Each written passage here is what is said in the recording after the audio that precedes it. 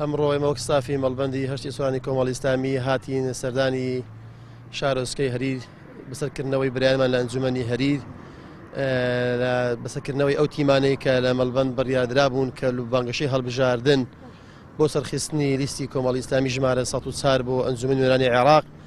من لێرە وەکو مەڵبەند سوپاسی هەموو برایانە ئەکەم لە ئەنجومەنی هەریر کە بە شەو بە ڕۆژ گەرم و گوڕن بەتینن لەسەر ڕێکلامکردن و بانگەشەکردنی بۆ هەڵبژاردنەکانی پەرلەمانی عێراق.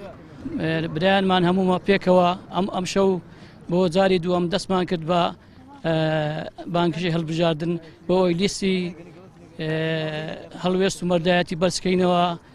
داوا لە هەموو خەڵکی کوردستانەکەم بۆ ئەوەی متمانە بەو لیستەی بەدەن و سەری بێخنی ئینشاءڵڵا بۆ ئەوەی لە سەرکەوتوو دنیا و قیامەت بن. وەکو گەنجێک لیستی کۆمەڵی ئیسلامی کوردستان خاوەن هەڵوێستی خۆیەتی و بڕیارەکانی حیزب و بڕیارەکانی لە حکوومەتدا جێی پەنجەی دیارە و لە بەرژەوەندی ئەو خەڵکە کارەکات و ئاوێت بژێوی ئەو خەڵکە بەرەو پێش بچێت و لە داهات و ئایندەیەکی گەشت بۆ خەڵکە دابین بکات.